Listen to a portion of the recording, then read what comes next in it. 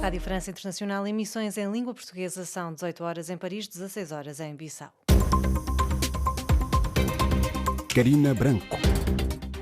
Marcar a atualidade desta quinta-feira, 12 de maio, o presidente da autoridade palestiniana promete levar a morte da jornalista Shirin Abu Akleh ao Tribunal Penal Internacional. A repórter é descrita como um símbolo de resistência. O presidente guineense convoca presidente do Parlamento, partidos políticos e Conselho de Estado para analisar a situação política do país. No controle técnico está Moçal Chili e o jornal começa agora. São Tomé, 102.8 FM. Mais de 6 milhões de pessoas fugiram da Ucrânia desde o início da invasão russa a 24 de fevereiro. Esta é a pior crise de refugiados na Europa desde o fim da Segunda Guerra Mundial, declarou esta quinta-feira o Alto Comissário da ONU para os Refugiados, António Guterres.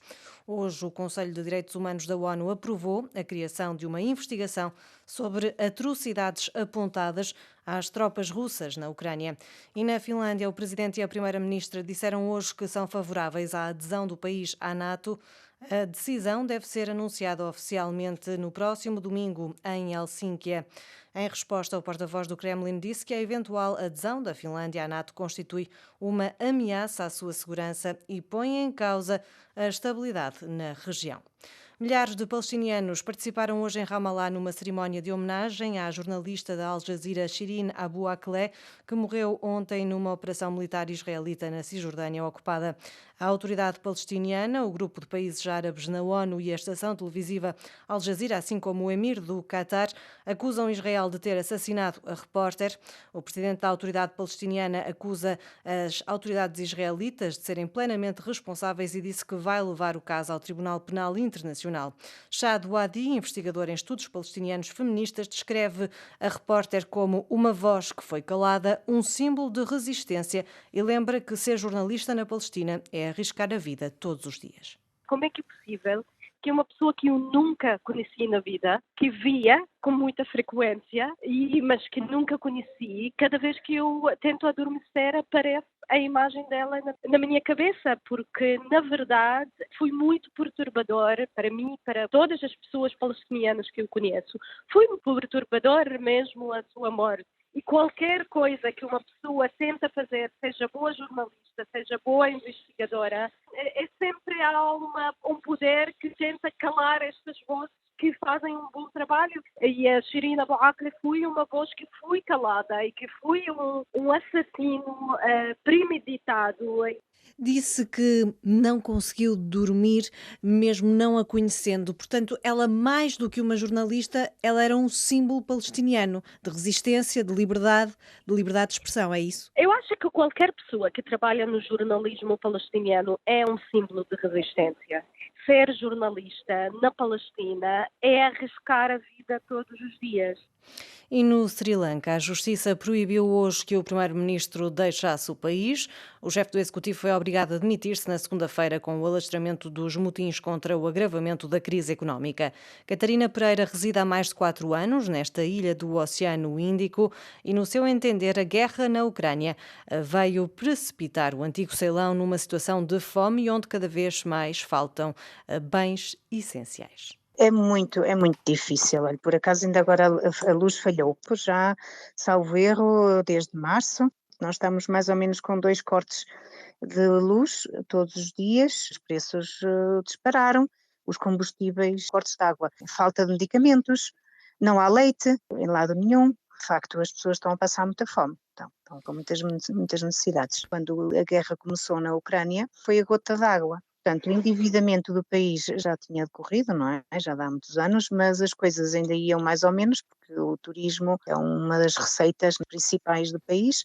Depois foi em 2019 o ataque da Páscoa, foi o Covid, e agora, no passado novembro, o país, aqui o Sri Lanka, abriu novamente ao turismo, as coisas estavam a correr muito bem. Os russos eram os primeiros, eram o maior número de turistas, os segundos eram da UK, e o terceiro, ucranianos. Portanto, está a ver que agora, a meados de fevereiro, quando começou a guerra, pronto, veio tudo cá para baixo, foi o descalabro e foi a gota d'água. Catarina Pereira, residente no Sri Lanka, entrevistada por Miguel Martins. Em França, as eleições legislativas acontecem daqui a um mês, a 12 e 19 de junho. Depois das presidenciais, a esquerda conseguiu chegar a um acordo de coligação pré-eleitoral, algo que para o investigador Tiago Ramalho deve ser lido como uma oportunidade de ouro para a esquerda francesa. Ao mesmo tempo surpreendeu e não me surpreendeu, no sentido em que surpreendeu-me porque não havia propriamente grandes sinais de acordo visíveis, quer dizer, nem sequer o Partido Comunista francês esteve como eram nas presidenciais, e depois, muito pouco tempo depois das eleições, consegue-se fazer uma série de acordos entre os diferentes partidos. O elemento que não é surpreendente em retrospectiva, digamos assim, é que, de facto, a possibilidade de chegar à segunda volta nas presidenciais foi vista como tão forte. E sabendo-se a difícil ancoragem que tanto a Frente Nacional como também a República En Marche acabam por ter ao nível local, há ali uma oportunidade de ouro que eles conseguiram, de certa maneira, explorar. Mas, enfim, é sempre um bocadinho surpreendente, porque se há coisa que toda a gente diz, e se há uma coisa que pertence quase ao senso comum, é a dificuldade quase eterna da esquerda francesa de se organizar em grandes coligações, em grandes projetos comuns, e, de facto, não estava garantido, digamos assim, não estava garantido a partir daqui isto iria acontecer. O investigador Tiago Ramalho, entrevistado por Catarina Falcão. Bissau 94 FM. Na Guiné-Bissau, o presidente Umaru Sissoko Embalo convocou para sexta-feira o presidente do Parlamento e os partidos políticos e para segunda-feira o Conselho de Estado. O objetivo é analisar a situação sociopolítica do país. Moussa Baldé. O ambiente político volta a estar ao rubro na Guiné-Bissau. O Parlamento tem em vista um processo de revisão constitucional, uma iniciativa que analistas da política guineense dizem não merecer a aprovação do presidente do país, Umaru Sissoko Embalo. Fala-se que o presidente Embalo estaria na iminência de dissolver o Parlamento para travar qualquer processo de revisão da Constituição. A revisão constitucional é um dos pontos na agenda dos trabalhos do Parlamento que se encontra reunido em sessão plenária. O deputado Nelson Moreira, vice-líder parlamentar do partido MADEM G15, disse à RFI que é contra a revisão constitucional nesta altura. Isto é claro, a Constituição da República não deve ser revista num momento de conflitualidade. Em qualquer parte do mundo, a iniciativa de revisão da Constituição é desencadeada, é avançada, é executada no momento de paz. Toda a gente está a acompanhar clima, tensão que se vive na Guiné, desconfiança total. Por isso, o que é recomendável, o que é aconselhável é suspender qualquer iniciativa de revisão da Constituição na Guiné, sobretudo nesta fase em que o país se encontra mergulhado,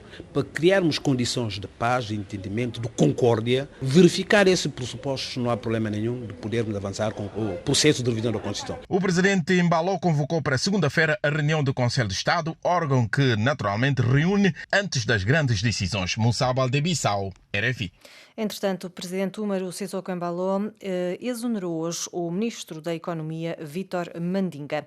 Em Cabo Verde, uma antiga diretora do Hospital Agostinho Neto, na Praia, foi acusada pelo Ministério Público de vários crimes de peculato num processo com mais 5 acusados, incluindo uma ex-ministra. Reportagem de Odair Santos. A antiga diretora-geral do Hospital Agostinho Neto, na cidade da Praia, foi acusada pelo Ministério Público em coautoria e em concurso real e efetivo da prática de 20 crimes, sendo 11 de peculato, 6 de participação ilícita em negócio agravado, 1 de inserção de falsidade, 1 de infidelidade, 1 de lavagem de capitais. Há ainda 9 contraordenações praticadas pelos representantes das entidades responsáveis pela condução de procedimento ou por funcionário da administração pública. Uma empresa em nome da antiga diretora-geral do Hospital Agostinho Neto, na cidade da Praia, é acusada da prática de 6 crimes de participação ilícita em negócio agravado. Por sua vez, a ministra da Saúde da altura é indiciada por um crime de inserção de falsidade. Apesar do comunicado da Procuradoria-Geral da República de Cabo Verde não identificar os acusados, à data, Ricardina Andrade exercia o cargo de diretora-geral do Hospital Público e Cristina Fontes Lima era ministra adjunta e da Saúde no último governo do PAICV. O Ministério Público avança que a base da acusação é um relatório da Auditoria Administrativa e Financeira realizada pela Inspeção-Geral das Finanças ao Hospital Agostinho Neto, reportando-se ao período de 2013 a junho de 2016 por indícios de prática de ilícitos criminais. de Cabo Verde para a RFI, Odair Santos. E é o ponto final neste jornal. Já a seguir, continue connosco na segunda parte da nossa emissão com a convidada e também com o programa Vida em França.